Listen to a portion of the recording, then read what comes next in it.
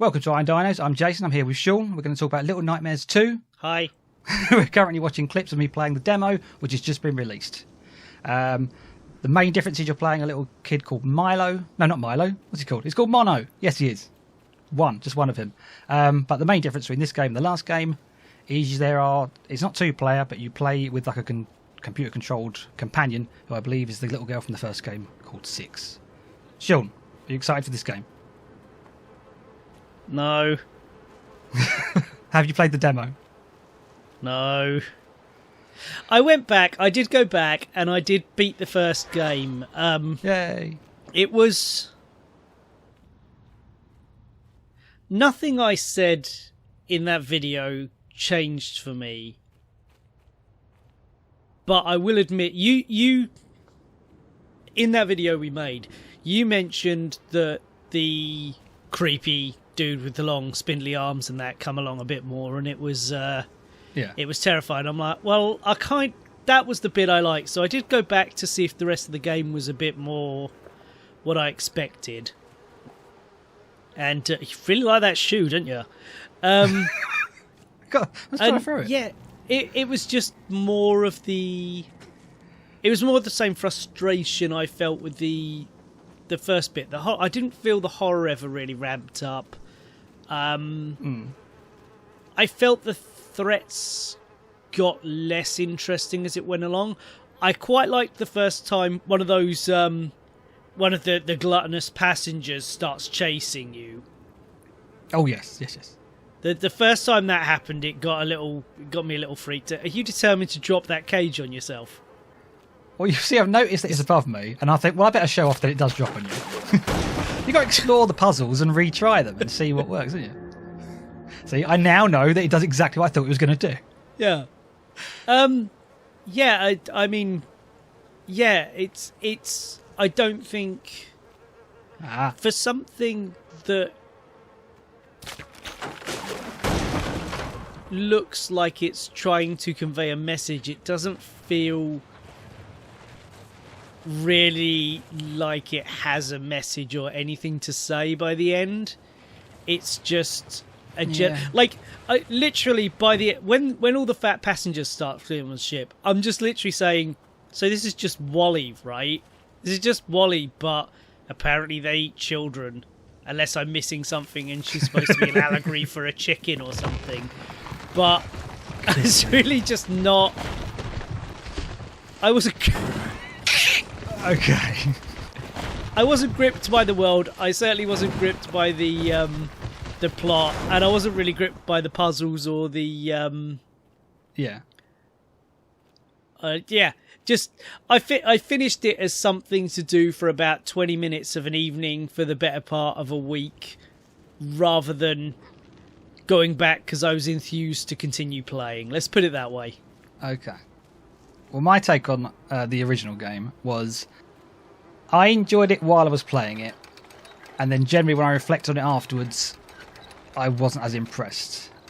While I was playing it, I very much liked the art style. I loved the sound design. I thought the world and the mystery of the whole thing I thought was exactly the sort of thing I love. The downside to me was the gameplay, which is not a great thing in a game, but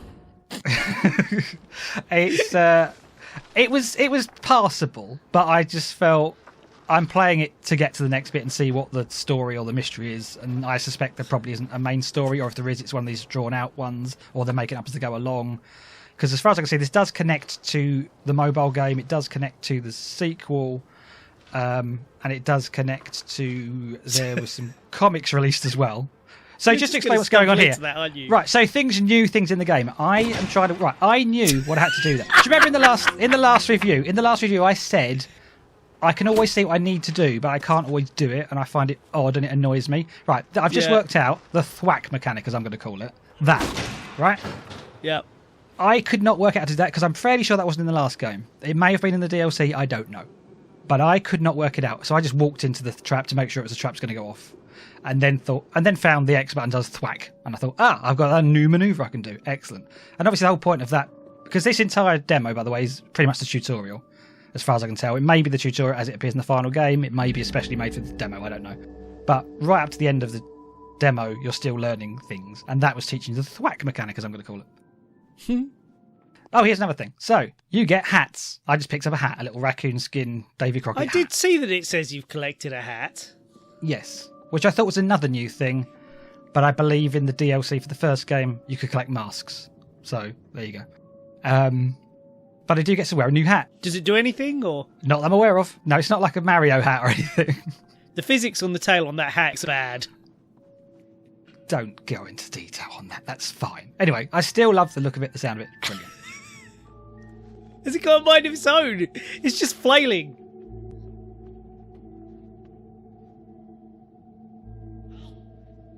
So, I'm guessing that's the little girl from the last one outside of her iconic raincoat. I'm led to believe that, yes. It definitely looks like her face. Do you not think that after killing the geisha, she just became ruler of the boat? Isn't that how it works in those sort of things? Well, see, I've got a theory, and I don't know if it's true or not, so this is not a spoiler because I'm making this up. I think this might be a prequel. I think we're leading her to her capture. I think we're a bad person. Yeah.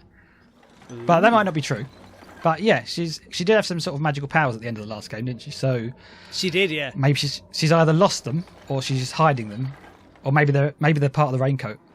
Maybe that's the issue. She just get a raincoat back. I was just saying, is that what you're trying to tell me? This is actually the origin of how she gets her raincoat. No, because actually... It's no Zod starting a rebellion and Jor-El firing his last son from the planet Krypton before it explodes, is it? Oh, she walks around a bit and finds a yellow Mac. Actually, I've looked into it a bit, and you do see the origin of her raincoat in the mobile game.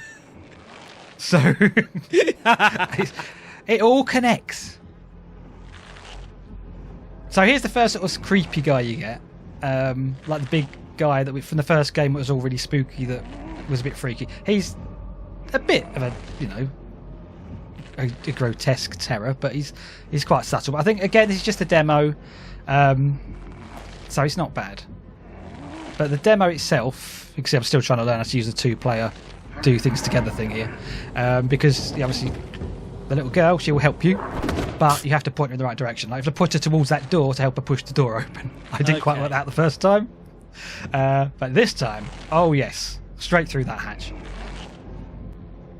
Anyway, the demo itself, I'd recommend anyone play it. Generally, because it's free and it's a demo, and that will give you an idea of whether you want to play the game again. I would say this game is pretty much feels exactly like the first game, based on the demo. I haven't played the actual game. So the only new things are getting shot at and things like that. You've got a two-player element. You can drag them along by holding your hands a bit. There was the attack. Yeah. I don't think you could carry weapons and attack in the first one, could you? You could drop pots on their heads and stuff, but... Yeah, well, I don't... See, there's a demo which I didn't play, and the demo... Get behind the cover, dude. Yes, all right. I haven't quite worked that out yet. It takes a while. Shush. I mean, anyway, she's literally doing it and showing you what to do. Jesus Christ. I'm scared. It's a nightmare. So I just a little topic. I do like the fact that it does remind me of what I think a child's nightmare is, and it is big, grotesque creatures chasing you in dark woods. And apparently, this game features schools and hospitals, and I think that sort of thing plays on childhood nightmares. And that's the sort of thing I like. They just need to up the gameplay a bit, really, and make it more of a puzzle adventure. Well, not adventure. All right. When I was watching the first one, I thought it was about her losing... Jesus Christ. Her losing her dad and stuff. Like, you had the bed that looked like an orphanage. I nearly said orphanarium. That's a joke from Futurama. Looked like an orphanage. So when you had the guy with the long spindly arms, I'm like, okay, so one of the wardens is, touching the kids and stuff, and, that kind of trauma memory as it might be displayed in a nightmare. So... Yeah. Maybe you bring to it what you want to bring to it, or maybe it's meant to be left open, or maybe they'll seal it all up at the end, which I very much doubt. I think it's just a make it up as you go along, but general mystery thing. Yeah. But I'd say this demo's about... it took me half an hour the first time, and I was just generally exploring and getting things wrong. And then I done a second playthrough where I just ran straight through it in about 15 minutes. So I'd say if you've got any interest in it at all, download it, give it a go, and then decide if you want to play the next game. And that's it, really.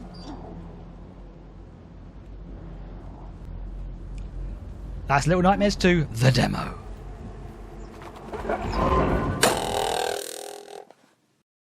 And that was our reaction to the Little Nightmares 2 demo. Let us know in the comments if you're looking forward to playing it. If you like this video, you can let us know by clicking the thumbs up, and please subscribe if you want to see more.